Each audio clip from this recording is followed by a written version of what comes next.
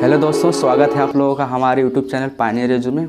आज हम लोग पढ़ने वाले हैं chemical properties of haloalkanes. और इसमें हम क्या करेंगे, कुछ रूल्स देखेंगे और उसके हिसाब से कुछ जो एनसीईआरटी के इनटेक्स्ट क्वेश्चन दिए गए हैं या फिर जो बैक एक्सरसाइज के क्वेश्चन दिए गए उसको करेंगे।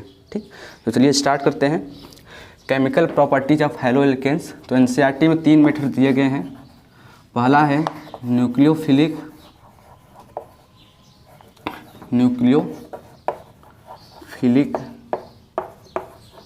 Substitution reaction. सेकेंड है एलिमिनेशन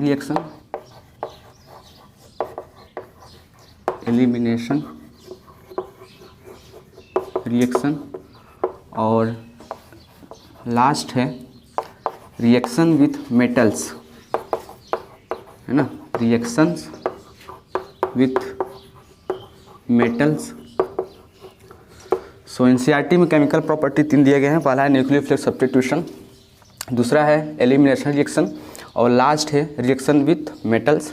सो आज हम लोग करने वाले हैं न्यूक्लियोफिलिक सब्स्टिट्यूशन रिएक्शन, जिसमें हम 2 पढ़ेंगे। एक होगा इसमें SN1 और सेकेंड होगा SN2, है ना। इसका पूरा हम डिटेल में स्टडी करेंगे और आप लोग इसको कॉपी पेन के साथ बैठिए और जो भी हम बताएंगे उसको नोट कर चलिए, जिसके हिसाब से आपको अच्छी तरह समझ में आएगा। ठीक है, तो चलिए स्टार्ट करते हैं। पहले देखेंगे न्यूक्लियोफिलिक सब्स्टिट्यूशन रिएक्शन होता क्या है, फिर उसके बाद आगे चलेंगे हम लोग। सो जैसा नेम सजेस्ट न्यूक्लियोफिलिक, है ना। न्यूक्लियो मीन्स होता है न्यूक्लियस, फिलिक मीन्स होता है लवर, है ना। न्यूक्लियो मीन्स होता है न्यूक्लियस, फिलिक मीन्स होता है लवर एंड रिप्लेसमेंट मीन्स होता है सब्स्टिट्यूशन मीन्स होता है रिप्लेसमेंट, है ना, प्रतिस्थापन। तो इसमें क्या होता है, कोई एक न्यूक्लियोफाइल किसी दूसरे न्यूक्लियोफाइल को उसके प्लेस से रिप्लेस कर देता है ना। जैसे एग्जाम्पल द्वारा समझते हैं, जैसा मान लीजिए हमारे पास एल्किल हैलाइड है, इसकी विक्रिया कोई भी एक न्यूक्लियोफाइल से करा रहे हैं। न्यूक्लियोफाइल को हम लोग NU- से दर्शाते हैं। NU मतलब होता है न्यूक्लियोफाइल और यहाँ माइनस चार्ज इंडिकेट करता है कि जो न्यूक्लियोफाइल होते हैं उस पर नेगेटिव चार्ज होते हैं, है ना। न्यूक्लियस लवर कौन करेगा, इसने कौन करेगा, जिसके पास कौन सा चार्ज होगा, नेगेटिव चार्ज होगा, वही पॉजिटिव चार्ज को अट्रैक्ट करेगा, है ना। तो इसलिए हम न्यूक्लियोफाइल के ऊपर NU के ऊपर माइनस चार्ज डिनोट करते हैं। तो यहाँ हो जाएगा माइनस। तो ये क्या करता है, NU- इस X को यानी इस हेलोजन को इसके स्थान से या इसके प्लेस से रिप्लेस कर देता है। तो ये बन जाता है RNU और यहाँ से X बाहर निकल जाएगा X- के रूप में। ठीक, तो यहाँ जो NU- है इसी को बोलते हैं न्यूक्लियोफाइल, यानी हिंदी में बोलते हैं नाभिक स्नेही, है ना। और जो यहाँ पर हेलोजन है, यहाँ हेलोजन यहाँ पर निकल गया यानी छोड़ दिया अपने स्थान से, तो इसको बोलते हैं हम लीविंग ग्रुप,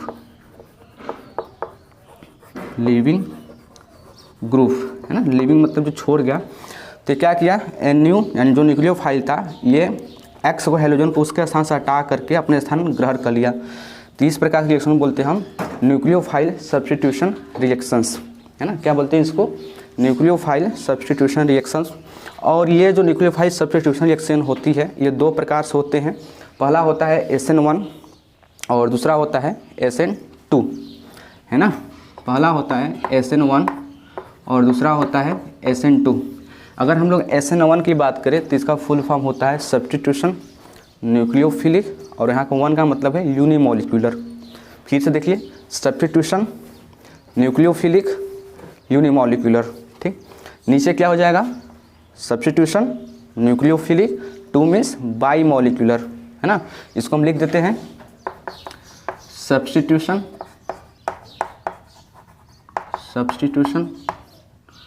न्यूक्लियोफिलिक यूनिमोलिकुलर। और इसका क्या हो जाएगा, सब्स्टिट्यूशन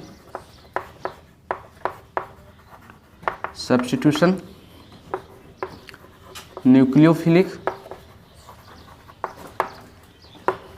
बाई मॉलिक्यूलर, है ना, क्या हो जाएगा, बाई मॉलिक्यूलर। तो हम लोग पहले SN2 को देखेंगे, फिर उसके बाद SN1 को देखेंगे, क्योंकि NCERT में भी ऐसे दिया गया है और आप लोगों को समझने में भी आसानी होगा ना। अगर हम SN1 को देख लेंगे पहले तो SN1 से कुछ चीज़ें हम क्लियर हो जाएंगी और हमको SN1 और अच्छी तरीके से समझ में आ जाएगा। ठीक है, तो चलिए स्टार्ट करते हैं। लेकिन इससे पहले एक छोटी सी और बात हम करना चाहेंगे। यहाँ पर हम यहाँ बात ये करना चाहते हैं कि आखिर इस पर भी नेगेटिव चार्ज है, इस पर भी नेगेटिव चार्ज है ना, तो ये एक दूसरे क्यों रिप्लेस करेंगे, इसके पीछे क्या मोटिवेशन है कि यहाँ से इसको हटा दे रहा है, या फिर इसके पीछे क्या इंस्पिरेशन है। तो हम लोग अगर बात करें तो यहाँ जो हैलोजन होता है यह पहले एल्किल ग्रुप से जुड़ा हुआ होता है ना। और हम लोग ये भी जानते हैं कि जो हैलोजन होते हैं इसकी जो इलेक्ट्रोनेगेटिविटी पावर होती है एल्काइल ग्रुप से अधिक होती है। तो ये क्या करता है, इस जो साझे किए गए इलेक्ट्रॉन होते हैं शेयर्ड पेयर्ड इलेक्ट्रॉन को हैलोजन अपनी ओर अट्रैक्ट कर लेता है ना, जिसकी वजह से इस पर आ जाता है नेगेटिव चार्ज, इसके ऊपर से पॉजिटिव चार्ज। अब जैसे ही नेगेटिव चार्ज आता है ऐसे ही ये तो पूरा निकल जाता है लिविंग ग्रुप के रूप में। जैसे ही दिखता है जब Nu+ या Nu- आता है तो इस पर इसको अच्छा नहीं लगता है, मतलब इस पर माइनस चार्ज है, इस पर प्लस चार्ज हो गया, तो ये क्या करने लगेंगे, एक दूसरे को अट्रैक्ट करने लगते हैं, जिसके वजह से यहाँ से ये जुड़ जाता है तो बन जाता है RNU+X- ग्रुप में निकल जाता है बाहर। ठीक, अब आगे हम देखने वाले हैं SN2 रिएक्शन, है ना। आई थिंक आप लोग ये सब क्लियर हो गया होगा, ये सब क्लियर हो गया हो तो आप लोग जो आगे चीज़ें हम आसानी से देख सकते हैं। सो पहले हम देखने वाले हैं SN2 रिएक्शन, है ना। SN2 मतलब सब्स्टिट्यूशन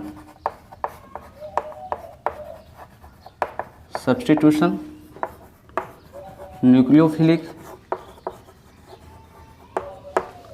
बाई मॉलिक्यूलर, है ना, बाई मॉलिक्यूलर, है ना। अच्छा, यहाँ पर सब्स्टिट्यूशन लिखा है, इसका मतलब समझ आ रहा है। न्यूक्लियोफिलिक लिखा है, इसका भी मतलब समझ आ रहा है। यहाँ बाई मॉलिक्यूलर है, इसका मतलब क्या होता है, तो बाई मॉलिक्यूलर मतलब बाई मतलब दो होता है, मॉलिक्यूलर मतलब मॉलिक्यूल, मतलब इसमें होता है कि इसमें जो रेट डिटरमाइनिंग स्टेप होता है वह दो रिएक्टेंट द्वारा होता है ना। तो यहाँ हम SN2 के लिए लिख सकते हैं कि जो इसका रेट होता है वह डायरेक्टली प्रोपोर्शनल होता है एल्काइल ग्रुप और न्यूक्लियोफाइल से, है ना। यानी कहने का मतलब कि जो SN2 का रिएक्शन होता है वह दो रिएक्टेंट पर डिपेंड करता है, इसीलिए इसको बोलते हैं बाई मॉलिक्यूलर, है ना। यह कहाँ से आया इसके बारे में बात करेंगे भी। फिलहाल ये भी समझिए कि जो SN2 रिएक्शंस होते हैं वह डायरेक्टली प्रोपोर्शनल होते हैं रेट के, किसके, एल्किल हैलाइड और न्यूक्लियोफाइल के, है ना। इतना क्लियर हो गया। तो आगे चलते हैं हम लोग। अच्छा, जो SN2 रिएक्शंस होते हैं वह मेथिल हैलाइड में सबसे अधिक होता है, फिर उससे कम होता है 1 डिग्री वाले में, फिर उससे कम होता है 2 डिग्री वाले में, फिर उससे सबसे कम होता है 3 डिग्री वाले में, है ना। यानी जो SN2 होता है उसमें रेट ऑफ रिएक्शन सबसे अधिक मेथिल हैलाइड में होता है, फिर उससे कम 1 डिग्री, फिर उससे कम 2 डिग्री, फिर उससे कम 3 डिग्री वाले में होता है ना। जैसे मान लीजिए हम यहाँ पर मेथिल हैलाइड ले लेते हैं, हम लेते हैं C, है ना, और इसकी कार्बन हाइड्रोजन किसके साथ जुड़ी हुई है, 3 हाइड्रोजन है, तो एक यहाँ हाइड्रोजन हो गया, एक ऊपर बना दिया जाता है और एक यहाँ पर हाइड्रोजन, है ना, 3 हाइड्रोजन हो गई और यहाँ पर एक हैलाइड ग्रुप जुड़ा हुआ है। ठीक, ये रिएक्शन करेगा किसके साथ, न्यूक्लियोफाइल के साथ। तो जब न्यूक्लियोफाइल के साथ अभिक्रिया करेगा तो जो न्यूक्लियोफाइल होगा वह इस कार्बन पर अटैक करेगा, है ना। अब कैसे अटैक करेगा, अब बात आती है जैसे यहाँ आगे यहाँ हाइड्रोजन ग्रुप है, इस पर भी नेगेटिव चार्ज आ जाएगा जब ये इलेक्ट्रॉन को अपनी ओर अट्रैक्ट कर लेगा, इस पर प्लस आ जाएगा। तो इसमें होता ये है कि जो न्यूक्लियोफाइल होता है यह आगे से अटैक नहीं कर पाता, है ना। जैसे ही अटैक करने जाएगा जो हाइड्रोजन होगा उसको धक्का मार देगा, है ना, क्योंकि इस पर भी नेगेटिव चार्ज है, इस पर भी नेगेटिव चार्ज है। और हम जानते हैं जो लाइक चार्जेस होते हैं एक दूसरे को रिपेल करते हैं, माइनस चार्ज रिपेल करेंगे, तो ये कहेगा कि हम आगे से अटैक नहीं करेंगे, हम कहाँ से अटैक करेंगे, पीछे से अटैक करेंगे, ये यहाँ से, है ना। जैसे कुछ लोग होते हैं ना, आगे से जब दिमाग नहीं काम करता तो उसको थोड़ा पीछे से दिखाते हैं, या फिर जब सीधे हाथ से घी नहीं निकलता, तो टेढ़ा करना होता है ना। तो जब ये आगे से नहीं मान रहा है तो पीछे जाएगा, ये न्यूक्लियोफाइल यहाँ से अटैक करेगा। अब जैसे ही अटैक करता है, इसका जो स्टीरियोकेमिस्ट्री होता है, यानी जो हाइड्रोजन जुड़ा हुआ है कार्बन से, या कार्बन इसका जो शेप होता है या फिर जो इसकी स्ट्रक्चर होती है थोड़ा अलग हो जाती है ना। तो इसमें क्या होगा, आगे क्या बनेगा स्ट्रक्चर, यहाँ हो जाएगा कार्बन, यहाँ हो जाएगा हाइड्रोजन, यहाँ पर हो जाएगा एक और हाइड्रोजन, है ना, और यहाँ पर एक और हाइड्रोजन होता है। ये ऐसे है, लेकिन जैसे ही अटैक करता है, यहाँ जो हाइड्रोजन और थोड़ा नीचे आ जाते हैं, है ना। ये कहाँ जाते हैं, थोड़ा नीचे, ये हाइड्रोजन यहाँ पर हो जाएगा, फिर ये हाइड्रोजन यहाँ पर आ जाएगा। अब जो न्यूक्लियोफाइल होगा यहाँ पर अटैक करेगा, तो ये ऐसे इसको शो किया जाता है, मतलब यहाँ पर ये है, इसका ये शो कर रहा है कि यहाँ जो न्यूक्लियोफाइल है इस पर अटैक कर रहा है। जैसे ही अटैक करता है, यहाँ जो हैलोजन ग्रुप होता है वह यहाँ से निकलने लगता है, तो इसको ऐसे हम डिनोट करते हैं डॉट डॉट लाइन से, और यहाँ पर एक्स हो जाएगा, है ना। इस कंपाउंड को बोला जाता है, या फिर इस स्टेज को बोला जाता है ट्रांजिशन स्टेज, ट्रांजिशन स्टेज, है ना, ट्रांजिशन स्टेज। एक बार फिर से देखते हैं, यहाँ आप देखिए हम मेथिल हैलाइड लिए है, इसकी जो कार्बन होती है इसमें 3 होते हैं, एक हाइड्रोजन होते हैं और एक कार्बन और एक क्या होता है हेलोजन ग्रुप। यहाँ जब इसको न्यूक्लियोफाइल से विक्रिया कराएंगे तो क्या होगा, ये आगे से अटैक नहीं कर पाएगा, क्योंकि आगे से अटैक करने जाएगा तो ये हम यहाँ भी माइनस आ जाए, यहाँ भी माइनस आ जाए, एक दूसरे को रिपेल करेंगे, तो रिपेल करेगा तो ये कहाँ करेगा, पीछे से अटैक करेगा। जब पीछे से अटैक करेगा तो यहाँ जो इसकी जो कार्बन यहाँ पर है ये थोड़ा घिसक के नीचे आ जाएगा, है ना। पहले कैसे था, इससे था, ऐसे था, जैसे ही इस पर अटैक करेगा न्यूक्लियोफाइल, ये इसका शेप ऐसे हो जाएगा, है ना, अपने स्टेबिलिटी को बनाए रखने के लिए। तो ये ऐसे से ऐसे हो गया, तो ये यहाँ ऐसे हो गया, और ये जो न्यूक्लियोफाइल इस पर अटैक कर दिया, और यहाँ जो हैलोजन था यहाँ से निकलने लगेगा, है ना। और इस स्टेज को क्या बोलते हैं, ट्रांजिशन स्टेज। अब आप लोग देख सकते हैं कि इसमें जो कार्बन की वैलेंसी है वह 5 हो गई है, नॉर्मली होनी चाहिए कितनी, 4 होनी चाहिए, और इसकी वैलेंसी 5 हो जाने के कारण इसकी जो एनर्जी होती है काफ़ी हाई हो जाती है ना।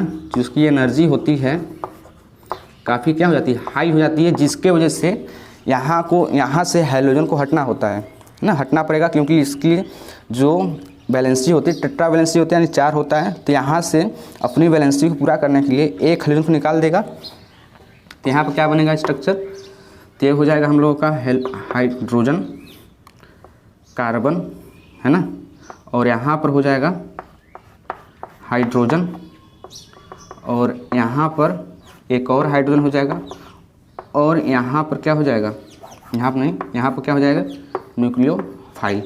यहाँ से जो हैलोजन होगा वो यहाँ से निकल जाएगा, ठीक है। इसी को बोला जाता है SN2 रिएक्शन। और एक चीज़ इंपॉर्टेंट चीज़ ये यहाँ पर है कि यहाँ जो न्यूक्लियोफाइल अटैक किया, यह जो स्टेप होता है ये बहुत ही स्लो स्टेप होता है, और यहाँ से ट्रांजिशन स्टेज से यह जो बना ये बहुत ही फास्ट होता है। क्या होता है, फास्ट होता है। और एक चीज़, अगर कोई भी रिएक्शन अभी कोई भी कॉम्प्लेक्स रिएक्शन में जो रिएक्शन बहुत ही स्लो होती है उसी पर हमारी जो रिएक्शन होती है डिपेंड करती है ना।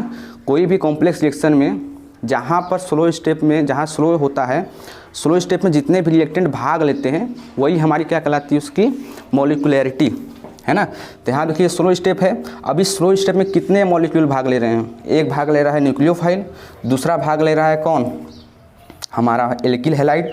सो इसकी जो मॉलिक्यूलैरिटी हो जाएगी, कितने हो जाएगी, बाई मॉलिक्यूलर, इसलिए इसको बोला जाता है SN2। क्यों बोला जाता है, क्योंकि इसकी जो स्लो स्टेप होता है, स्लो स्टेप में 2 रिएक्टेंट पार्टिसिपेट करते हैं, है ना, पार्टिसिपेट करते हैं। अच्छा, हम आप लोग पता लगा सकते हैं कि आखिर हम स्लो स्टेप को क्यों ही हम रेट डिटरमाइनिंग स्टेप बोलते हैं, है ना। इसको एक फर्दर एग्जांपल द्वारा हम लोग समझने की कोशिश करते हैं। जैसे मान लीजिए हम लोग स्कूल जाते हैं डेली, है ना, तो स्कूल जाते हैं तो कहीं पर जाते समय कहीं पर हम लोगों को थोड़ा रुकना पड़ता है ट्रैफिक की वजह से, कहीं रास्ता एकदम साफ़ होता है तो वहाँ समय से हम लोग निकल जाते हैं, है ना। तो मान लीजिए यहाँ पर हम लोगों का घर है और यहाँ पर हमारी क्या है, स्कूल है ना, और यहाँ पर हम लोगों का हाउस है। अब मान लीजिए हमको यहाँ से यहाँ जाना है, तो इसकी जाने की जो रास्ता है, पहले हम यहाँ जाएंगे, फिर ऐसे जाएंगे, फिर ऐसे जाएंगे ना, यहाँ जाने के यही रास्ता है। इसको पॉइंट लेते हैं A point, B point, C point और इसको नाम दे देते हैं डी पॉइंट, है ना। अब यहाँ से ए पॉइंट से बी पॉइंट जब हम जाते हैं तो यहाँ जो रास्ता होता है बहुत ही साफ होता है, तो वहाँ तेज़ जाएंगे, यानी यहाँ हम फास्ट जाएंगे नहीं, क्योंकि यहाँ जो ट्रैफिक है बहुत ही कम है ना, यार रास्ता बहुत ही साफ़ है, रास्ता बहुत ही अच्छा है, तो वहाँ पर हम गाड़ी से जाएंगे तब तुरंत ही पहुँच जाएंगे बी पॉइंट तक। अब बी पॉइंट से सी पॉइंट तक पहुँचने के लिए यहाँ पर ट्रैफिक बहुत अधिक लगती है। ट्रैफिक मतलब उसमें जो जाम होता है गाड़ी का बहुत ही अधिक लगता है। और फिर सी से डी पॉइंट तक जाने के लिए एकदम रास्ता साफ़ होता है, तो हम यहाँ कैसे जाएंगे, फास्ट जाएंगे, है ना। ए से बी पॉइंट तक हम जाते समय रास्ता बहुत साफ़ होता है तो हम फास्ट बहुत जाते हैं। बी से सी जाने के लिए इसमें ट्रैफिक बहुत लगता है, यहाँ पर जो हाईवे होता है हम हाईवे चले जाते हैं बी से सी, जहाँ ट्रैफिक अधिक लगता है। फिर सी से डी जाने के लिए रास्ता साफ़ होता है या फिर ट्रैफिक नहीं लगती, तो हम फास्ट जाएंगे। तो आप लोग बता सकते हैं कि हम लोग स्कूल से घर से स्कूल पहुंचने के लिए हम किस पर डिपेंड होंगे, है ना। तो हम इस पर डिपेंड होंगे कि जैसे अगर हमको जल्दी पहुंचना होगा तो हम इस बात पर श्योर करेंगे कि ट्रैफिक कम लगे। अगर ट्रैफिक कम लगेगा तो हम तुरंत स्कूल पहुंच जाएंगे। अगर ट्रैफिक अधिक लग जाएगा तो भले ही हम यहाँ कितना चाप के जाएँ, यहाँ जाकर रुक जाएंगे, तो जो पूरा एवरेज होगा पूरा कम हो जाएगा, है कि नहीं। तो इस केस में जो घर से स्कूल जाने के लिए जो रास्ता था वह किस पर डिपेंड किया, इस ट्रैफिक पर। अगर ट्रैफिक नहीं लगता तो हम जल्दी पहुंच जाएंगे, अगर ट्रैफिक लग जाएगा तो धीरे पहुंच जाएंगे। तो यहाँ पर जो रेट होगा स्कूल जाने की, जो रेट होगा वह डिपेंड करेगा ट्रैफिक पर, क्योंकि ये स्लो स्टेप है भाई ना, जहाँ स्लो स्टेप होगा वही हमारा डिटरमाइन करेगा, है ना। एक और एग्जाम्पल समझते हैं। जैसे मान लीजिए हम लोग एग्ज़ाम दिए क्लास 12th का, है ना, उसमें से 4 सब्जेक्ट में हमारा 90 नंबर आ गया, चारों में, है ना। हिंदी में, केमिस्ट्री में, इंग्लिश में और मान लीजिए फिजिक्स में, है ना, बढ़िया नंबर आ गया। और किसी एक सब्जेक्ट में मान लो 45 आ गया, किसी एक सब्जेक्ट में 5वें सब्जेक्ट में 45 नंबर आ गया। तो एक सब्जेक्ट में 45 आने से जो पूरा एवरेज होगा परसेंटेज का वो तुरंत गिर जाता है, भले ही मतलब कि 90 नंबर आया हो चारों में, लेकिन एक सब्जेक्ट में कम नंबर आने से जो पूरा एवरेज होगा परसेंटेज का गिर जाता है। तो यहाँ हम कह सकते हैं जो परसेंटेज आने की जो रेट है वो किस पर डिपेंड किया, जो बहुत कम आया, यानी जो स्लो स्टेप होगा उसी पर हमारा जो रेट होगा डिपेंड करेगा, ठीक है। तो इसीलिए जो यहाँ पर SN2 लिखा गया है, 2 का क्या मतलब है कि यहाँ पर जो स्लो स्टेप होता है इसमें 2 रिएक्टेंट पार्टिसिपेट करते हैं, है ना। जहाँ भी स्लो स्टेप होगा वही हमारा रेट डिटरमाइनिंग स्टेप होगा, इतना बात याद रखिएगा आप लोग, है ना। यह हो गई इसकी SN2 के बारे में। अब बात करते हैं इसके कॉन्फ़िगरेशन के बारे में, कॉन्फ़िगरेशन के बारे में। तो कॉन्फ़िगरेशन हमारे 2 प्रकार का होता है यहाँ पर, एक होता है रिटेंशन कॉन्फ़िगरेशन, एक होता है इन्वर्जन। रिटेंशन कहने का मतलब कि जैसा शेप है वैसा ही शेप अगर लास्ट में बना रहे तो उसको बोलेंगे रिटेंशन, अपना शेप रिटेन कर लिया। अगर मान लीजिए इसका शेप कुछ पहले अलग था, लास्ट में जाकर उसका शेप कुछ चेंज हो गया, है ना, यानी उल्टा हो गया मान लेते हैं, तो उसको बोलेंगे इन्वर्जन, उल्टा हो जाना, है ना। तो यहाँ पर बताइए कि SN2 में क्या होगा, इन्वर्जन होगा कि रिटेंशन होगा, है ना। तो आप लोग बता सकते हैं कि अगर यहाँ पर टेक करता तो इसके स्थान से हट करके यहाँ पर जाता तो जैसा शेप था वैसा ही बनता ना। लेकिन क्या हुआ कि पीछे से टेक किया, ये आगे से हट गया यहाँ से, तो इसका शेप चेंज हो गया। पहले हेलोजन यहाँ था तो इसको अगर यहाँ ये आता लगता है यहाँ पर तो इसको बोलते हैं हम रिटेंशन। लेकिन जो न्यूक्लियोफाइल था वह आगे से अटैक नहीं करके पीछे अटैक किया, मतलब इसका शेप चेंज हो गया। तो SN2 में क्या होता है कि SN2 इन्वर्जन कॉन्फ़िगरेशन शो करता है, इन्वर्जन कॉन्फ़िगरेशन शो करता है, क्योंकि जो न्यूक्लियोफाइल अटैक किया वह कहाँ किया, बैकवर्ड किया, बैकवर्ड डायरेक्शन से किया, इसलिए इसका जो शेप होगा एकदम इंटायरली चेंज हो जाएगा, ठीक है। और एक चीज़ कि अगर किसी भी रिएक्टेंट में या फिर कोई भी रिएक्शन में हमारा रिटेंशन भी बन रहा है और फिर हमारा इन्वर्जन भी बन रहा है तो इस प्रकार के मिक्सचर को हम बोलते हैं रेशमिक मिक्सचर, है ना। आगे बात करेंगे इसके और जब SN1 की बात करेंगे। फिलहाल अभी समझिए कि जब इन्वर्जन और रिटेंशन दोनों प्राप्त हो एज अ प्रोडक्ट तो उसको हम बोलते हैं रेशमिक मिक्सचर, ठीक है। तो यहाँ पर यह हमारा SN2 खत्म हुआ। तो आप इसको स्क्रीन पॉज करके या फिर स्क्रीन शॉट करके नोट कर सकते हैं, है ना। ठीक है, तो हम आगे चलते हैं। एनसीईआरटी में एक डायग्राम दिया गया है SN2 से रिलेटेड, है ना, तो उसको थोड़ा हम देख लेते हैं। आपको यहाँ पर ऊपर दिख रहा होगा जो डायग्राम होगा यहाँ पर ऊपर, है ना। वह डायग्राम कुछ इस प्रकार से है कि अगर यहाँ पर कार्बन है, अगर इससे एक हाइड्रोजन ग्रुप जुड़ा हुआ है और यहाँ पर 3 हाइड्रोजन है, क्या है, 3 हाइड्रोजन है, तो इसकी जो रिएक्टिविटी है किसी भी पैरामीटर में ले लिया गया है वह कितनी होती है, 30 होती है। कितना होती है, 30 होती है। जब इस पर कौन अटैक करे, न्यूक्लियोफाइल। न्यूक्लियोफाइल जब अटैक कर रहा है तो इसकी जो रिएक्टिविटी होती है 30 होती है।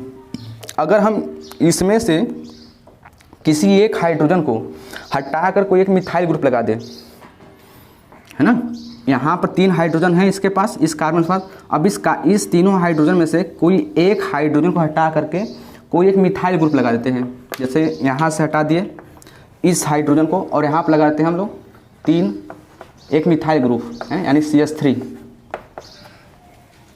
और यहाँ पर ये रहेगा पहले से ही हाइड्रोजन, और यहाँ पर हाइड्रोजन, और यहाँ पर हाइड्रोजन ग्रुप, और यहाँ पर पीछे से अटैक कर रहा है ना, न्यूक्लियोफाइल पीछे से अटैक करेगा हमेशा SN2 में। तो इसकी जो रिएक्टिविटी होती है 30 से घट करके, ध्यान से देखिए एकदम, जो इसकी रिएक्टिविटी होती है 30 से घट करके तुरंत 1 हो जाती है। 30 से घट करके 1 हो जाती है। क्यों हो जाती, सिर्फ यहाँ से एक हाइड्रोजन को हटा करके हम यहाँ मिथाइल ग्रुप लगा दिए, बस उतना सा रिएक्टिविटी 30 से 1 हो गई। अगर हम अभी 2 हाइड्रोजन इसके पास है, कार्बन के पास एक हटाएंगे हम, अगर हम फिर इस कार्बन को एक हटा दिए, यहाँ पर कार्बन, यहाँ पर एक कार्बन, फिर 3 हाइड्रोजन, है ना, और यहाँ पर एक और मिथाइल ग्रुप लगा दिया जाता है। एक कार्बन हो गया, एक और हाइड्रोजन, एक और हाइड्रोजन, एक और हाइड्रोजन, और यहाँ पर हाइड्रोजन ग्रुप है ना, और यहाँ पर एक कार्बन हाइड्रोजन है ही पहले से। तो इसकी जो रिएक्टिविटी होती है 1 से घटकर हो जाती है 0.02। अगर हम 1 लगाते हैं तो उसकी रिएक्टिविटी होती है 1। अगर हम 2 हाइड्रोजन हटा कर 2 मिथाइल ग्रुप लगा दिए, एक यहाँ पहले से था, एक और हम यहाँ और लगा दिए इसके स्थान पर, है ना, यहाँ से हटा कर मिथाइल ग्रुप और लगाया CH3, तो इसको जो रिएक्टिविटी होती है 1 से घटकर 0.02 हो जाती है। अगर हम एक हाइड्रोजन को अभी बचा है इसको भी हटा देते हैं एक बार, फिर से देखते हैं फिर क्या होता है। तो यहाँ पर कार्बन है ना, यहाँ पर एक और कार्बन हो जाएगा, यह मिथाइल ग्रुप हो जाएगा, है ना, और यहाँ भी हमारा क्या है, एक मिथाइल ग्रुप है, यहाँ पहले से एक मिथाइल ग्रुप लगा हुआ है। सो आप लोग बता सकते हैं कि इसकी रिएक्टिविटी कितनी हो जाएगी। सो इस केस में जो इसकी रिएक्टिविटी होती है न्यूक्लियोफाइल की अटैक करने की, यह हो जाती है 0। कितना हो जाती है, 0। तो इससे एक बात कंक्लूड होती है, वह क्या होती है कि अगर कार्बन के पास स्टेरिक हिंड्रेंस होगा, मतलब अगर मिथाइल ग्रुप अधिक होगा, तो उसमें SN2 होने की पॉसिबिलिटी बहुत ही कम होती चली जाएगी। पहले केस में क्या हुआ कि पहले केस में जो हाइड्रोजन की सभी वैलेंसी थी तीनों हाइड्रोजन से पूरी हुई थी, तो इसकी जो रिएक्टिविटी आ रहा था कितना आ रहा था, 30 आ रहा था किसी भी पैरामीटर में। एनसीईआरटी में खाली दे दिया है 30, लेकिन कहा नहीं किस पैरामीटर में, लेकिन किसी भी पैरामीटर में नापा होगा तो इसकी रिएक्टिविटी 30 आ रहा है। लेकिन जैसे यहाँ से एक हाइड्रोजन हटा करके मिथाइल ग्रुप लगा दिया, इसकी जो रिएक्टिविटी होती है 30 से घटकर तुरंत 1 हो गई, 30 से घटकर तुरंत 1 हो गई। और इसमें आगे चल करके एक और हाइड्रोजन हटा करके मिथाइल ग्रुप लगा दिया गया, फिर इसकी रिएक्टिविटी 0.02 हो गई, है ना। और इसमें अगले में तीनों हाइड्रोजन हटा करके 3 मिथाइल ग्रुप लगा दिया, तो इसकी रिएक्टिविटी 0 हो गई। मतलब ये SN2 रिएक्शन कार्बन नहीं करेगा, है ना। ये कौन सा है, ये 1 डिग्री है एल्किल हैलाइड, ये 2 डिग्री एल्किल हैलाइड है, और ये कौन सा है, 3 डिग्री एल्किल हैलाइड है। इसीलिए हम आगे बताए थे कि जो SN2 रिएक्शन होता है वह सबसे अधिक होता है मेथिल हैलाइड में, फिर उससे कम होता है 1 डिग्री में, फिर उससे कम होता है 2 डिग्री में, फिर उससे कम होता है 3 डिग्री में। यही रीज़न है इसका, ठीक है, आई होप जहाँ तक हमें पढ़ाया जा चुका है समझ में आ गया होगा, है ना। और अगर समझ में नहीं आ गया होगा आप लोगों को तो एक बार वीडियो थोड़ा रिवाइंड कर लीजिए पीछे, है ना, तो अच्छी तरह समझ में आएगा। और थोड़ा पॉज करके सोचने की कोशिश कीजिए कि क्या बताया गया है, ठीक। तो यही था हमारा SN2 रिएक्शन। अगर यहाँ पर समझ में आ गया होगा तो हम लोग आगे चलते हैं SN1 रिएक्शन की तरफ। तो इसमें हम क्या सीखें कि SN2 रिएक्शन में जो न्यूक्लियोफाइल होता है वो बैकवर्ड अटैक करता है, पीछे से अटैक करता है, नंबर 1। नंबर 2 कि इसमें जो रिएक्शंस होते हैं, रिएक्शंस के बीच में एक स्टेज बनता है जिसे बोलते हैं ट्रांजिशन स्टेज, और उस स्टेज में जो एनर्जी होती है कार्बन की बहुत ज़्यादा हाई होती है, जिसकी वजह से हाइड्रोजन को निकालना हो जाता है। और तीसरी बात हम लोग ये सीखें कि यह जो रिएक्शन होता है SN2 वह एक रिएक्शन में होता है या फिर एक एथोआ में होता है, ठीक है। आगे हम लोग चलते हैं SN1 की तरफ। SN1 इसको बुलाता है सब्स्टिट्यूशन न्यूक्लियोफिलिक, और ये क्या हो जाएगा यूनी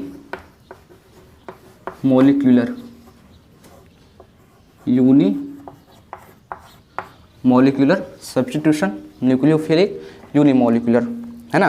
तो न्यूक्लियो सब्स्टिट्यूशन मतलब इसका रिप्लेसमेंट होगा किसी एक न्यूक्लियोफाइल के दूसरे न्यूक्लियोफाइल से। न्यूक्लियोफिलिक मतलब न्यूक्लियस का लवर। यूनिमोलिकुलर मतलब इसमें जो रेट डिटरमाइनिंग स्टेप होगा या फिर इसमें जो स्लो स्टेप होगा वह सिर्फ एक रिएक्ट होगा या फिर एक रिएक्टेंट होगा, है ना।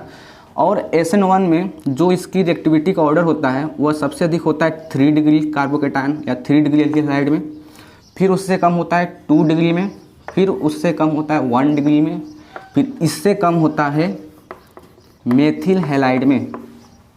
इस SN2 का जस्ट में उल्टा है। SN2 में क्या था, सबसे अधिक इसमें हो रहा था। SN1 में क्या होगा कि SN1 में सबसे अधिक इसमें होगा 3 डिग्री वाले में होगा, 3 डिग्री वाले में, फिर 2 डिग्री वाले में, फिर उससे कम 1 डिग्री वाले में, फिर उससे कम मेथिल हैलाइड में, है ना। और जो SN1 रिएक्शंस होते हैं यह 2 स्टेप में होते हैं। कितने स्टेप में? 2 स्टेप में।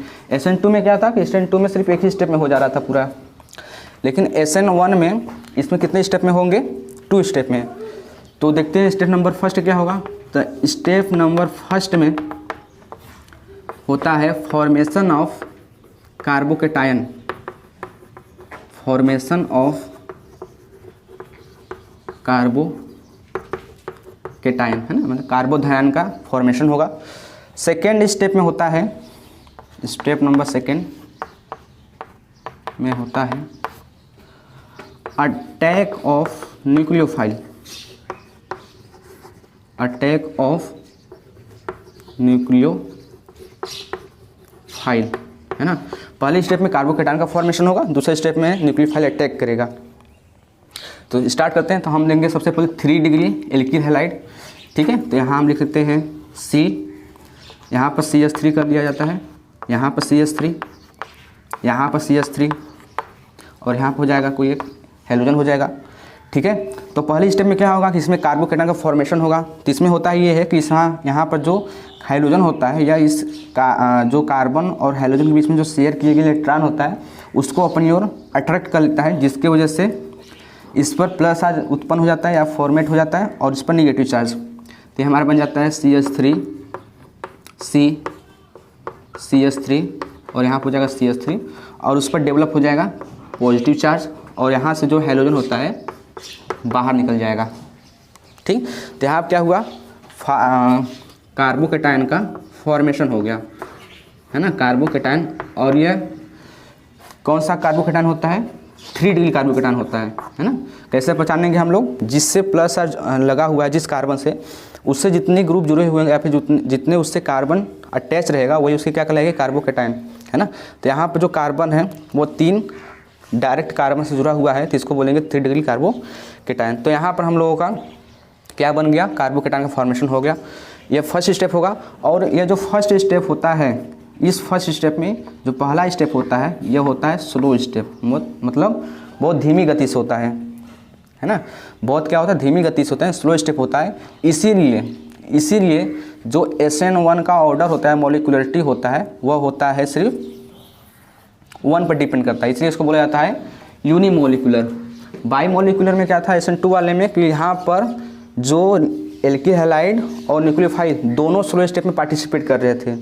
यहाँ क्या है कि यहाँ पर एल्किल हैलाइड में जब स्लो स्टेप हो रहा है तो सिर्फ इसमें एल्किल हैलाइड ही पार्टिसिपेट कर रहा है। तो यहाँ पर हम लिख सकते हैं कि जो SN1 के लिए जो इसका रेट होगा वह डायरेक्टली प्रोपोर्शनल होता है सिर्फ एल्किल हैलाइड के, है ना।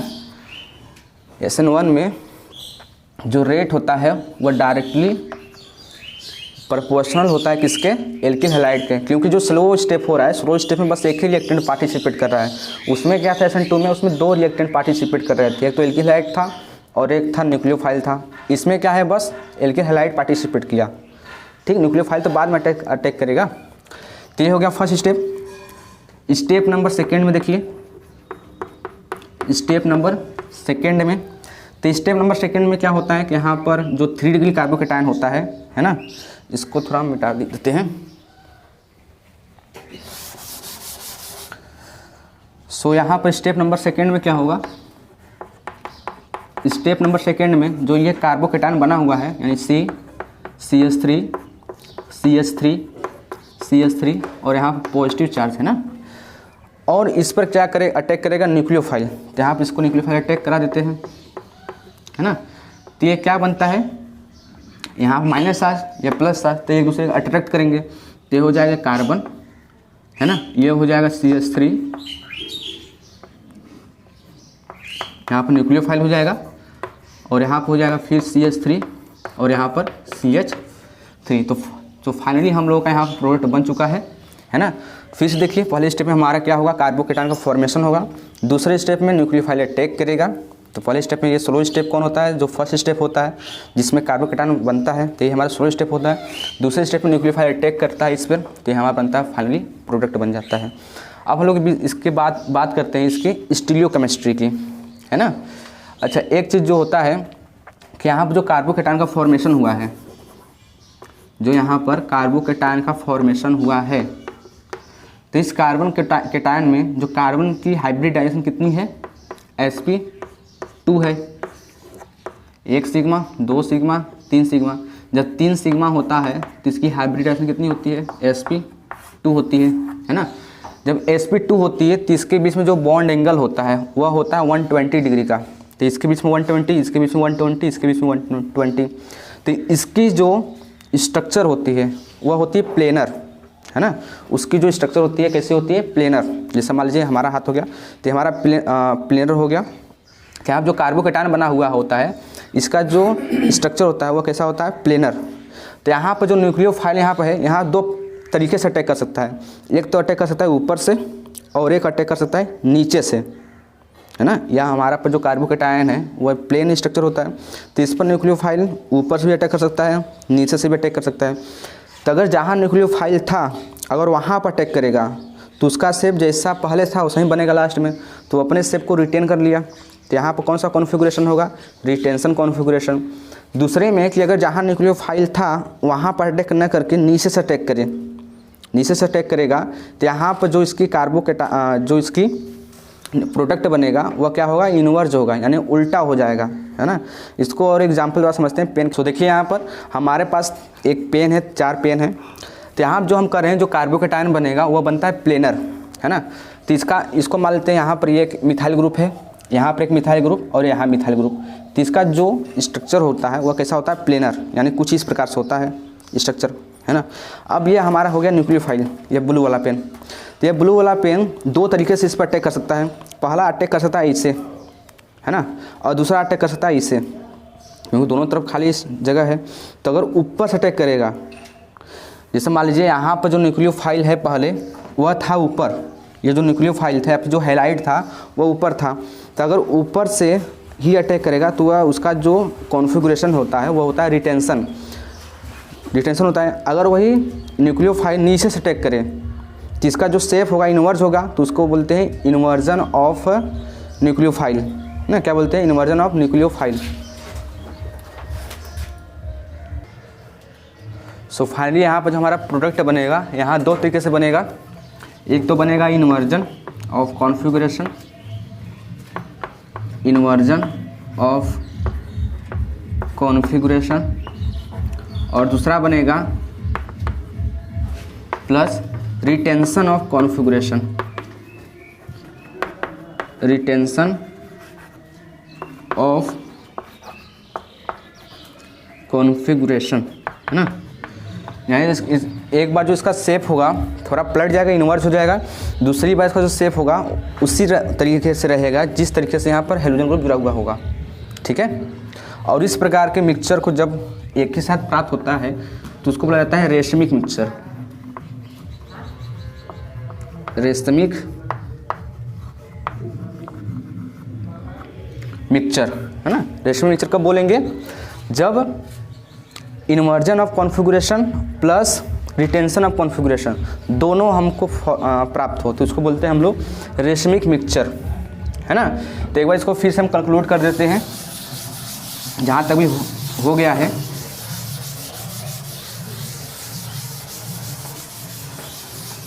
तो अभी तक हम लोग SN1 और SN2 पढ़ चुके हैं, है ना। अब हम देखते हैं इसमें क्या क्या हम लोग सीखें। पहला SN2 हम लोग पढ़े थे, तो SN2 में जो मिक्सचर प्राप्त होता है वह होता है रेशमिक मिक्सचर, रेशमिक मिक्सचर प्राप्त होता है, ठीक। जबकि SN1 में जो मिक्सचर होता जो प्रोडक्ट बनता है वह हमारा बनता है क्या चीज़, है ना। नहीं, SN2 में क्या रहेगा? SN2 में जो प्रोडक्ट मिलता है वह होता है inversion of configuration, inversion of configuration, है ना। और जो SN1 होता है इसमें बनता है रेशमिक मिक्सचर, रेशमिक मिक्सचर प्राप्त होता है। मतलब इसमें रिटेंशन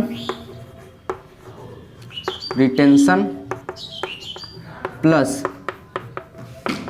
इन्वर्जन दोनों मिलता है हमको, है ना। इसमें हमको रिटेंशन और इन्वर्जन दोनों मिलता है, ठीक है। अब लोग आगे थोड़ा और बात करते हैं SN1 के बारे में। सो जो SN1 होता है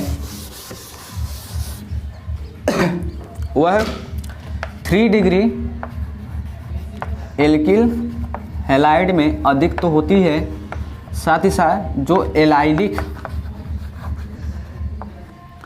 हैलाइड होते हैं उसमें भी अधिक होता है, और जो बेंजाइलिक हैलाइड होते हैं इससे क्वेश्चन हमारे पूछे जाते हैं, तो इसको ध्यान से देखेंगे हम लोग। पहला 3 डिग्री एल्काइल हैलाइड में SN1 रिएक्शंस अधिक होता है, फिर एलाइलिक हैलाइड में, फिर उसके बाद बेंजाइलिक हैलाइड में, है ना, बेंजाइलिक हैलाइड में। सो हम देखते हैं क्यों ऐसा होता है। तो SN1 कब होगा? जब उसमें क्या बनेगा? कार्बोकेटायन। जहाँ भी कार्बोकेटायन बनेगा जिस भी रिएक्शन में, वो हमारा किस के तहत होगा? SN1 के द्वारा होगा, है ना। जैसे 3 डिग्री एल्किल हैलाइड की बात करें तो 3 डिग्री एल्किल हैलाइड मतलब CH3, है ना, CH3 और यहाँ पर हैलाइड है ना। तो यहाँ क्या होता है? यहाँ पर जब हेलोजन निकलता है तो यहाँ पर 3 डिग्री क्या बनता है? कार्बोकेटायन फॉर्मेशन होता है। तो जहाँ भी हमको क्या मिलेगा? कार्बोकेटायन मिलेगा, वहाँ पर क्या होगा? हमारा SN1 होगा, ठीक। अगर हम बात करें एलाइलिक हैलाइड में, तो एलाइलिक हैलाइड का क्या होता है? इसमें CH2 double bond CH single bond CH2 और यहाँ पर होता है हेलोजन। इसको बोलते हैं हम लोग एलाइलिक हैलाइड, ठीक है। तो यहाँ पर अगर हेलोजन निकल जाता है तो ये माइनस चार्ज मतलब निकल जाएगा, तो यहाँ पर हो जाएगा प्लस चार्ज, है ना, प्लस चार्ज होगा। तो यहाँ पर इसको सही करने के लिए पॉजिटिव चार्ज को, यहाँ जो डबल बॉन्ड होता है फिर यहाँ से डीलोकलाइज हो जाता है ना। तो यहाँ पर क्या हो जाता है? फिर इसका शेप कुछ इस प्रकार से हो जाता है, ये हो जाता है CH, है ना, 2, यहाँ पर पॉजिटिव चार्ज और यहाँ हो जाएगा सिंगल बॉन्ड CH, फिर यहाँ डबल बॉन्ड हो जाता है CH2, है ना। तो एलाइलिक हैलाइड में क्यों SN1 होता है? क्योंकि इसमें क्या पाया जाता है? रिजोनेंस। और रिजोनेंस जिसमें पाया जाता है वह क्या होता है? स्टेबल होता है। तो स्टेबल होने के कारण इसमें SN1 रिएक्शन कैरी ऑन होती यानी होती है, ठीक है।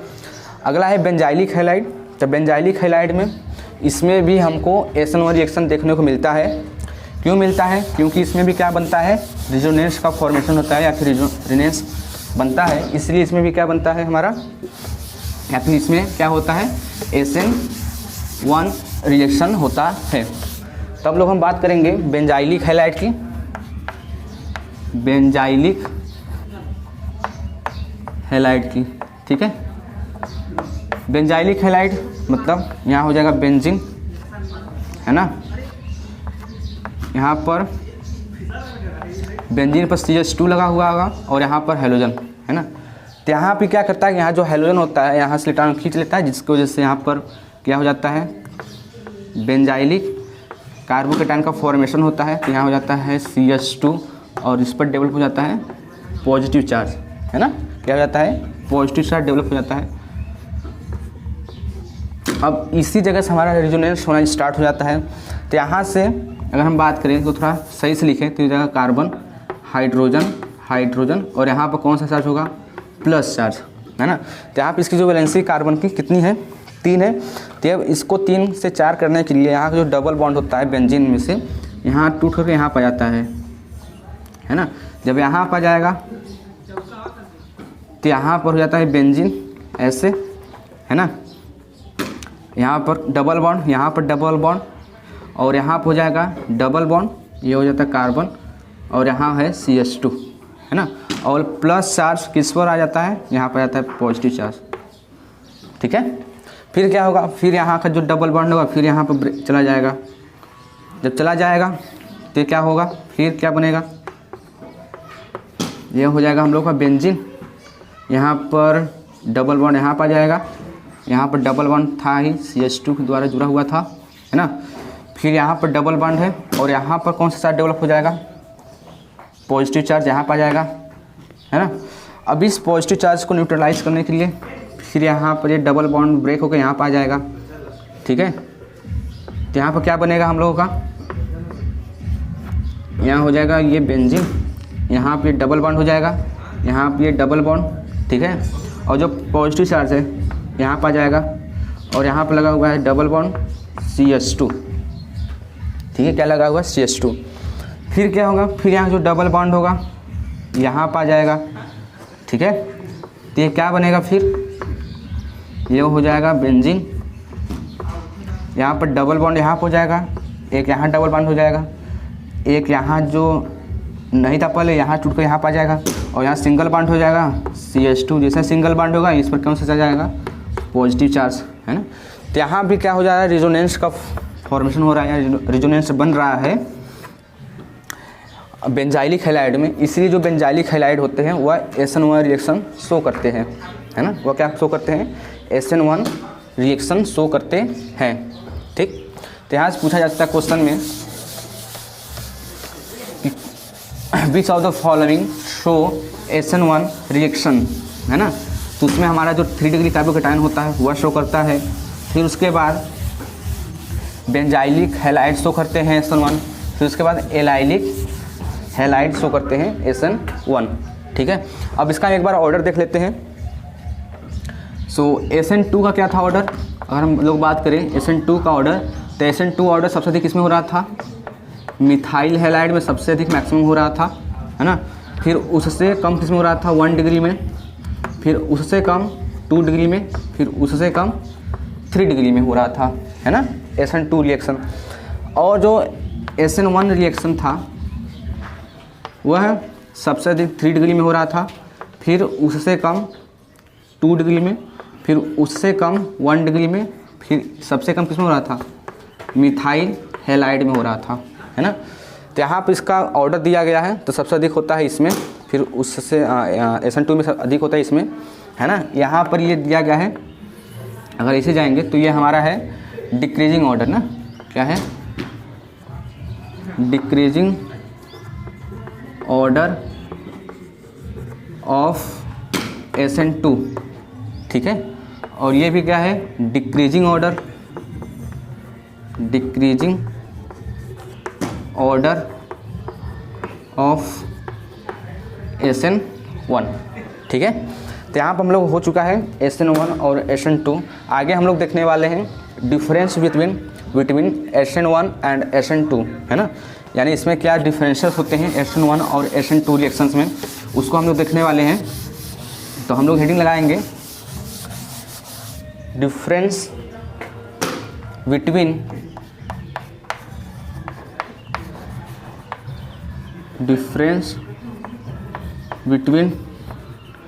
इन SN1 and SN2, SN1 and SN2 है ना। यहाँ पर डालेंगे हम SN1 और यहाँ पर SN2, ठीक है। तो सबसे पहला डिफरेंस ये है कि SN1 में सिर्फ एक molecule, one molecule participate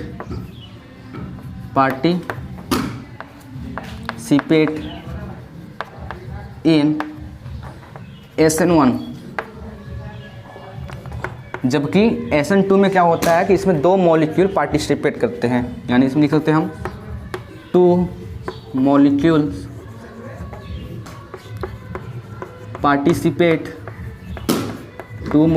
participate in SN2 reactions, है ना। पहला डिफरेंस ये हो गया। सेकेंड आंसर या सेकेंड डिफरेंस ये है कि SN1 में न्यूक्लियोफाइल अटैक करता है, कहाँ से, आगे से, है ना, आगे और पीछे दोनों से कर सकता है। यहाँ लिख सकते हैं इन SN1 nucleophile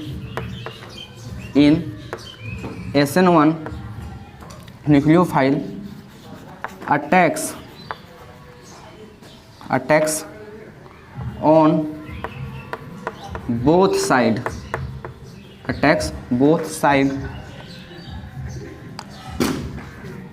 upward and backward, upward या फिर बैकवर्ड लिख देते हैं, सही रहेगा, बैकवर्ड, है ना। यानी ऊपर और नीचे दोनों से अटैक कर सकता है, या फिर आगे पीछे दोनों से अटैक कर सकता है ना। अगर हमारा ये हाथ है, कार्बोकेटाइन इसमें फंक्शन होता है SN1 में, तो अगर ऐसे रहेगा तो ऊपर और नीचे से करेगा, है ना। अगर ये ऐसे रहेगा तो आगे और पीछे से करेगा, तो बात ही एक ही, जाए ऐसे रहे या ऐसे रहे, है ना। जबकि SN2 में क्या होता है कि इसमें जो न्यूक्लियोफाइल होता है इन SN2 nucleophile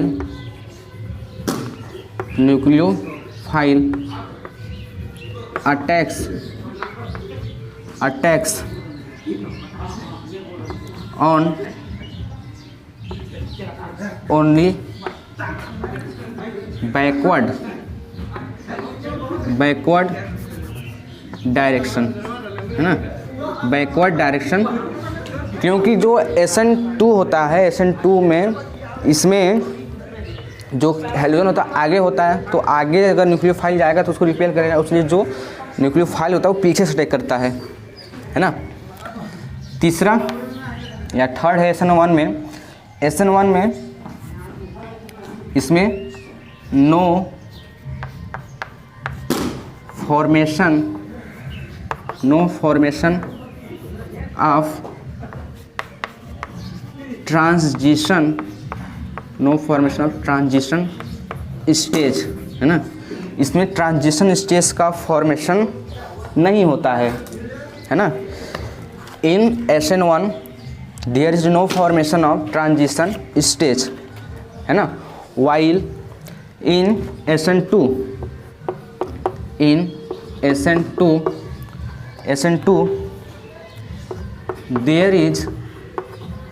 there is formation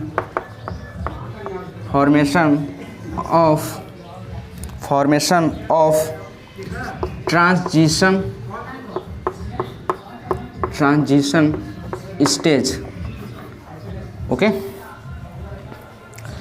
ये थर्ड डिफरेंस है इसमें। सो इसमें SN2 में क्या होता है कि इसमें ट्रांजिशन स्टेज का फॉर्मेशन होता है, वाइल SN1 में ट्रांजिशन स्टेज का फॉर्मेशन नहीं होता है, ठीक है। इसको वीडियो पॉज कर आप नोट कर सकते हैं। आगे कुछ और डिफरेंसेस है, उसको हम लोग देखने वाले हैं, है ना। चलिए देखते हैं। सो अभी तक क्या हुआ कि SN1 में इसमें सिर्फ एक मॉलिक्यूल पार्टिसिपेट कर रहा था और SN2 में 2 मॉलिक्यूल पार्टिसिपेट करता है। फिर आगे कि SN2 में न्यूक्लियोफाइल या SN1 में न्यूक्लियोफाइल अपवर्ड एंड बैकवर्ड दोनों डायरेक्शन में अटैक करता है, जबकि SN2 में है ना, SN2 में जो न्यूक्लियोफाइल होता है वह सिर्फ पीछे से अटैक करता है। आगे तीसरा हम देखे हैं कि तीसरे में जो ट्रांजिशन स्टेज होता है SN1 में उसमें फॉर्मेशन नहीं होता है, जबकि SN2 में न्यूक्लियोफाइल या फिर जो ट्रांजिशन स्टेज होता है उसका फॉर्मेशन होता है SN2 में। ठीक, आगे हम लोग देखने वाले हैं कुछ और डिफरेंसेस। अभी 3 हो चुके हैं, 4। चौथा ये है कि SN1 में जो रेट डिपेंड करता है ओनली एल्किल हैलाइड में या एल्किल हैलाइड पर। ठीक है, SN1 में जो एल्किल हैलाइड होता है या फिर जो रेट होता है वह डिपेंड करता है एल्किल हैलाइड में, जबकि SN2 में rate is directly proportional to alkyl halide and nucleophile both. ठीक है, SN1 में जो रेट होता है वह किस पर डिपेंड करता है, सिर्फ एल्किल हैलाइड में, इसलिए इसको SN1 बोलते हैं। SN2 में क्या होता है, इसमें जो रेट होता है डिपेंड करता है किसमें, एल्किल हैलाइड और न्यूक्लियोफाइल पर। ठीक, यह 4th डिफरेंस हो गया। 5th डिफरेंस ये है कि जो SN1 होता है रिएक्शन, यह रिएक्शन 2 स्टेप में होती है ना, यानी इसमें जो SN1 होता है SN1 में 2 स्टेप में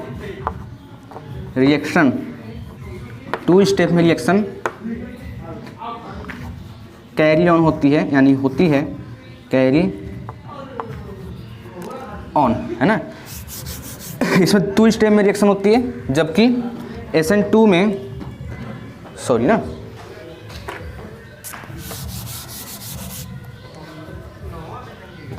5th है कि इसमें जो SN1 में जो रिएक्शन होता है वह 1 स्टेप में होता है ना, 1 स्टेप में रिएक्शन होता है, जबकि 5th होता है इसमें जो SN2 होता है, इसमें जो रिएक्शन होता है ना, रिएक्शन जो होता है वह कितने स्टेप में होता है ना, कह सकते हैं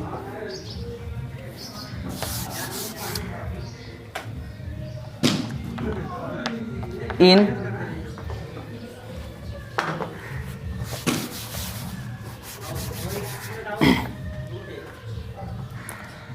आगे 5th है इन SN1 रिएक्शन,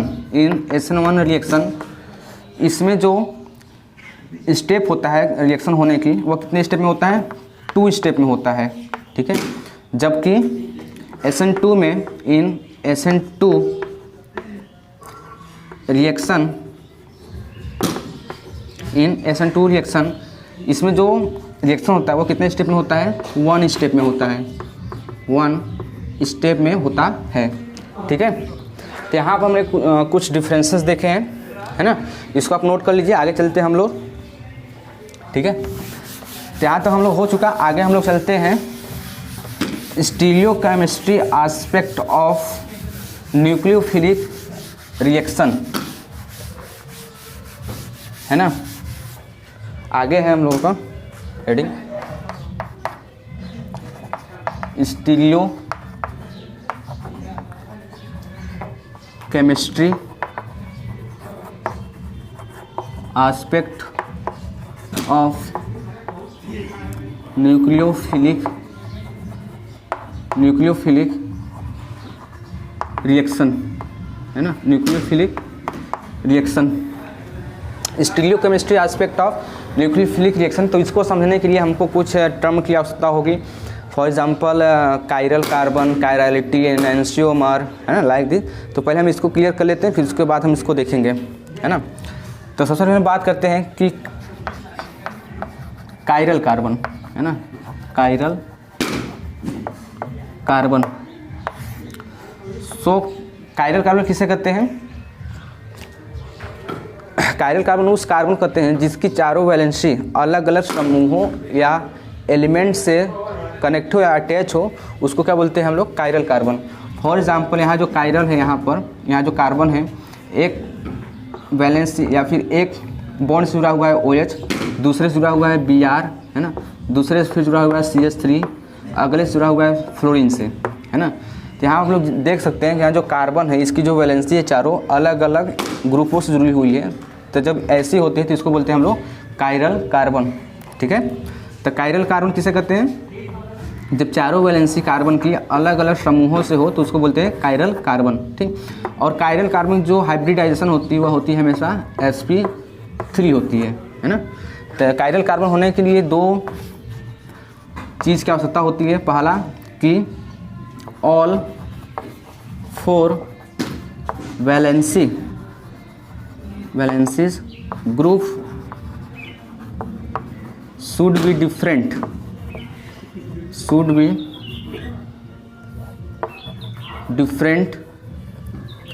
फर्स्ट ये हो गया। दूसरा कि जो कार्बन की हाइब्रिडाइजेशन होनी चाहिए, हाइब्रिडाइजेशन वह कितनी होनी चाहिए? sp3, है ना। तभी उस कार्बन को हम लोग कायरल कार्बन कहेंगे, है ना। फॉर एग्जाम्पल हम बात करें, यहाँ पर मान लीजिए CH3 दिया गया हमको, CH या C, यहाँ पर कर देते हैं हम लोग Br, यहाँ पर Cl, फिर यहाँ पर है C, फिर यहाँ पर Cl, यहाँ पर क्लोरीन लगा हुआ है, यहाँ पर लगाते हैं Br, यानी CH3 लगा दिया जाता है। अब लोग बात करें इसमें कि कौन सा कार्बन कायरल कार्बन है, तो उसको कैसे पता करेंगे? हम इसमें देखेंगे कौन सा ग्रुप जुड़ा हुआ है और अलग अलग है कि नहीं, है ना। तो अगर हम लोग इस कार्बन की बात करें यहाँ पर, तो यहाँ पर जो इसकी कार्बन की वैलेंसी है 3 हाइड्रोजन से जुड़ी हुई है और एक इससे जुड़ी हुई है ना। तो ये कायरल कार्बन नहीं होगा। कायरल कार्बन के लिए क्या कंडीशन होनी चाहिए कि यहाँ पर जो चारों वैलेंसी होनी चाहिए कार्बन की अलग अलग एलिमेंट या ग्रुप से जुड़ी होनी चाहिए। अब यहाँ पर 3 हाइड्रोजन है तो कायरल कार्बन नहीं होगा। अगर इस कार्बन की बात करें तो यहाँ इस कार्बन जो है या फिर यह कार्बन एक मिथाइल ग्रुप से जुड़ा हुआ है, एक क्लोरीन से, एक ब्रोमीन से और एक इतने ग्रुप से जुड़ा हुआ है। तो ये कायरल कार्बन होगा क्योंकि इसकी वैलेंसी चारों अलग अलग ग्रुपों से जुड़ी हुई है, ठीक है। इस कार्बन को देखिए, तो इस कार्बन में भी एक CH3 ग्रुप जुड़ा हुआ है, एक क्लोरीन है, एक और क्लोरीन है और एक यहाँ ग्रुप है। तो ये कायरल कार्बन होगा? नहीं होगा। क्यों नहीं होगा? क्योंकि यहाँ जो क्लोरीन है वह 2 क्लोरीन है, अलग अलग होना चाहिए। अगर 2 एक ही है या फिर 3 एक ही है तो वह कायरल कार्बन उस केस में नहीं होगा। अगर हम इस कार्बन की बात करें तो यहाँ पर कार्बन 3 हाइड्रोजन जुड़ी हुई है, तो यहाँ भी जो कायरल होगा कार्बन नहीं होगा ना, क्योंकि इसकी जो वैलेंसी है चारों 4 में से 3 वैलेंसी हाइड्रोजन से कनेक्टेड है या जुड़ी हुई है, जहाँ पे कायरल कार्बन नहीं होगा, ठीक है। तो ये हो गई बात कायरल कार्बन की। एक टर्म और आता है कायरलिटी। तो कायरलिटी किसे कहते हैं? तो जिस कंपाउंड में कायरल कार्बन पाया जाता है उस कार्बन को बोलते हैं हम लोग कायरल कार्बन, है ना। जिस कंपाउंड में कायरल कार्बन पाया जाता है उस कंपाउंड को बोलते हैं कायरलिटी, ठीक है। सो जैसे मान लीजिए हमारे पास कोई एक लाइट है यहाँ पर और ये कोई नॉर्मल लाइट है। यहाँ पर कोई कौन लाइट है? नॉर्मल लाइट है, नॉर्मल लाइट। तो जो नॉर्मल लाइट होते हैं उसकी जो वाइब्रेशन होती है चारों दिशाओं में होती है ना, आगे पीछे सबतर चारों दिशाओं में होती है। अगर इस नॉर्मल लाइट को हम लोग निकोल प्रिज्म से पास कर दें, अगर हम इस नॉर्मल लाइट को निकोल प्रिज्म से पास कर दें तो ये निकोल प्रिज्म क्या करता है? इस नॉर्मल लाइट को सिर्फ एक डायरेक्शन में वाइब्रेट कराता है ना। यानी इसमें से जितने भी अलग अलग दिशाओं में जो वाइब्रेशन शो कर रहा होता है उसमें सिर्फ एक डायरेक्शन को आगे जाने देता है, बाकी सबको पीछे रोक देता है ना। जैसे गेम आता था मारियो नाम से, तो वह उसमें कोई था उसमें कूद कूद के चलता था, है ना। तो अगर ऐसे डंडा रहेगा जैसे जेल में होता है ऐसे है ना, तो उसमें से कूदेगा तो निकल जाएगा। लेकिन डंडा अगर ऐसे रहेगा, अगर ऐसे रहेगा तो उसे जाएगा कूद कूद के ऐसे तो नहीं जा पाएगा, रुक जाएगा, ऐसे रहेगा तो। लेकिन ऐसे रहेगा खड़े खड़े खाँच की तरह तो निकल जाएगा आगे, है ना। तो इसमें जो ऐसे खाँच वाले होंगे सीधा सीधा वो तो प्रिज्म में निकल जाएंगे, बाकी जो ऐसे होंगे हॉरिजॉन्टल लाइन वो इसमें रुक जाते हैं, ठीक है। तो ये क्या होता है? इस लाइट को हम बोलते हैं plane polarised plane polarised light. In short form हम लोग कर देते हैं इसको पीपीएल, है ना। तो पीपीएल मतलब होता है, क्या होता है, जब किसी नॉर्मल लाइट को, जैसे कोई भी लाइट होता है, सनलाइट हो सकता है, बल्ब लाइट हो सकता है, उसको जो हम निकोल प्रिज्म से पास किया जाता है, निकोल प्रिज्म से पास किया जाता है, तो इसकी जो डायरेक्शन होती है सिर्फ एक ही दिशा में होती है, तो इसको बोलते हैं हम लोग पीपीएल लाइट, है ना। अब इस पीपीएल लाइट से हमको क्या फ़ायदा है, तो इससे हम ये पता कर सकते हैं कि कोई भी ऑर्गेनिक कंपाउंड ऑप्टिकली एक्टिव है कि इनएक्टिव, है ना। कैसे पता करेंगे, जैसे मान लीजिए कोई भी कंपाउंड है, हमको नहीं पता है कि ये ऑप्टिकली एक्टिव है कि नहीं एक्टिव है, तो उसको हम क्या करते हैं, एक पोलराइजर ट्यूब में भर देते हैं, है ना। पोलराइजर ट्यूब में, इसमें कोई भी जिसका हमको पता करना होता है उसको हम लोग इसमें भर देते हैं, और इस पोलराइजर ट्यूब में हम लोग इस पीपीएल लाइट को पास करते हैं, है ना। पीपीएल लाइट को हम क्या करते हैं, इसमें पास करते हैं। तो अगर ये पीपीएल लाइट को प्लेन पोलराइज्ड ट्यूब किसी एक दिशा में रोटेट कर देता है, चाहे वो, जैसे मान लीजिए इसको ऐसे था तो इसको ऐसे निकल जाना चाहिए था, ऐसे, है ना। तो अगर ऐसे ना निकल के थोड़ा रोटेट हो जाए कुछ एंगल से, ऐसे मान लो निकलने लगे, या फिर ऐसे ना निकल के, जैसे मतलब ऐसे पहले था तो ऐसे ना निकल करके ऐसे हो जाए, या फिर ऐसे ना होकर ऐसे हो जाए, ऐसे, है ना। तो कहने का मतलब क्लॉकवाइज या एंटी क्लॉकवाइज किसी भी डायरेक्शन में रोटेट हो जाए तो उसको हम बोलते हैं, उस कंपाउंड को क्या चीज़, ऑप्टिकली एक्टिव कंपाउंड। क्या कहते हैं, ऑप्टिकली एक्टिव कंपाउंड, ठीक। तो अगर ये पोलराइजर ट्यूब इस पीपीएल लाइट को किसी भी एंगल से रोटेट कर देता है तो उसको बोलते हैं हम लोग ऑप्टिकली एक्टिव कंपाउंड।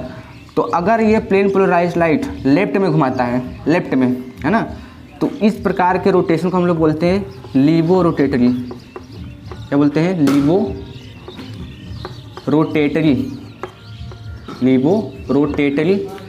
अगर यही पीपीएल लाइट को ये पोलराइजर ट्यूब क्लॉकवाइज रोटेट करता है तो उसको बोलते हैं हम लोग डेक्स्ट्रो रोटेटरी,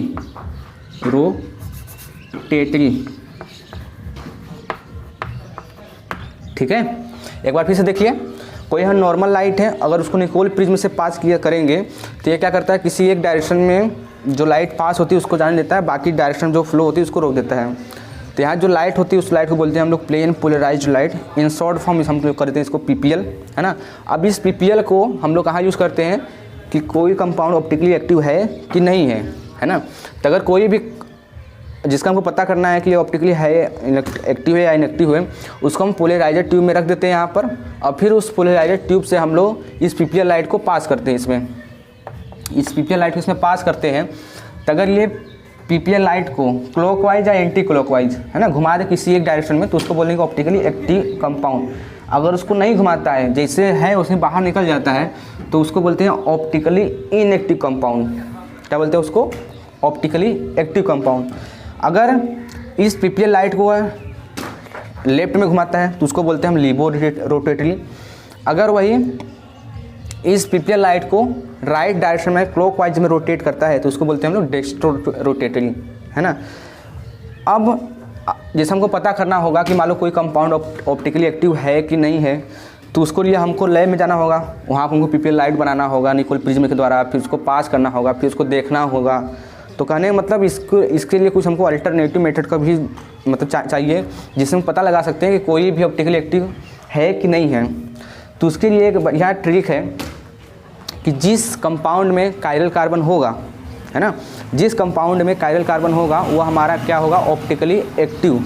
और जिस कंपाउंड में कायरल कार्बन नहीं होगा वह कौन सा कंपाउंड होगा, ऑप्टिकली इनएक्टिव। क्या होगा, ऑप्टिकली इनएक्टिव कंपाउंड होगा, ठीक है।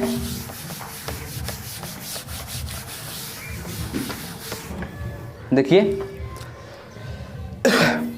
अगर मान लीजिए यहाँ पर कोई सॉल्यूशन है, यहाँ पर कोई क्या है, सॉल्यूशन इसमें भरा हुआ है, ये पोलराइजर ट्यूब है। तो अगर हम इसमें से पीपीएल लाइट को पास कर दिए और पीपीएल लाइट को ये लेफ्ट में घुमा दिया, ऐसे लेफ्ट में घुमा दिया, तो इस कंपाउंड को बोलेंगे जिसमें भरा हुआ है, इस कंपाउंड को हम लोग बोलते हैं ऑप्टिकली एक्टिव कंपाउंड, है ना, ऑप्टिकली एक्टिव कंपाउंड। और थोड़ा और हम थोड़ा स्पेशली बताएंगे तो ये हो जाएगा ऑप्टिकली किस डायरेक्शन में रहा है, लेफ्ट डायरेक्शन में, तो इसको बोलेंगे हम लीबो रोटेटरी, लीबो रोटेटरी, है ना। तो ये जो कंपाउंड होगा वो ऑप्टिकली एक्टिव होगा, है ना। पहला कंडीशन ये हो गया। दूसरा कंडीशन मान लीजिए यहाँ पर ये प्लेन पोलराइज्ड लाइट है, इसको हम किसी और ऑर्गेनिक कंपाउंड या फिर कोई इनऑर्गेनिक कंपाउंड से इसमें पास करें हम लोग, तो अगर ये ऑर्गेनिक कंपाउंड इस पीपीएल लाइट को राइट डायरेक्शन में रोटेट कर देता है ना, तो ये जो कंपाउंड होगा इसको भी हम क्या बोलेंगे, ऑप्टिकली एक्टिव,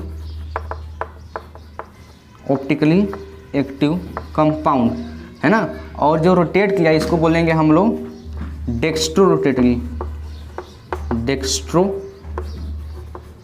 रोटेटरी, है ना, क्या बोलेंगे, डेक्स्ट्रो रोटेटरी।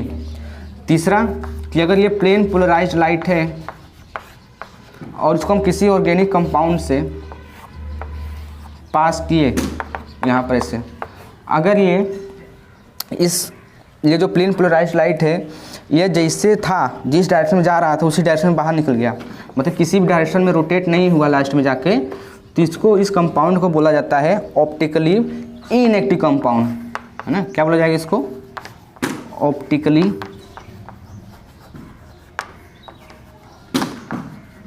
इनएक्टिव कंपाउंड बोला जाएगा, ठीक है। इस कंपाउंड को क्या बोला जाएगा, ऑप्टिकली इनएक्टिव कंपाउंड, ठीक है। इसको क्या बोलेंगे, ऑप्टिकली इनएक्टिव कंपाउंड ना। एक बार फिर से रिवीजन करा देते हैं। अगर हम कोई नॉर्मल लाइट है उसको हम लिक्विड प्रिज्म से पास करते हैं तो हमको एक पीपीएल लाइट मिलता है। पीपीएल लाइट क्या होता है कि जब हम किसी भी नॉर्मल लाइट को प्रिज्म से पास करते हैं, निकोल प्रिज्म से, तो वह पीपीएल लाइट में कन्वर्ट हो जाता है। अब अगर उस पीपीएल लाइट को हम किसी ऑर्गेनिक कंपाउंड या फिर किसी इनऑर्गेनिक कंपाउंड में पास करें, अगर वह पीपीएल लाइट को क्लॉकवाइज या एंटी क्लॉकवाइज घुमा देता है तो उसको बोलेंगे हम ऑप्टिकली एक्टिव कंपाउंड है। अगर वह किसी भी डायरेक्शन में रोटेट नहीं करता है तो उसको बोलेंगे हम ऑप्टिकली इनएक्टिव कंपाउंड, ठीक है। क्या बोलेंगे उसको, ऑप्टिकली इनएक्टिव कंपाउंड। अगर वही बात करें कि अगर हम उसको राइट रोटेट करें कि लेफ्ट रोटेट करें तो उसको क्या बोलेंगे, तो अगर उसको राइट रोटेट कर रहा है, सॉरी लेफ्ट रोटेट कर रहा है तो उसको बोलेंगे हम लीवो रोटेटरी, और उसको डिनोट किया जाता है माइनस से, है ना।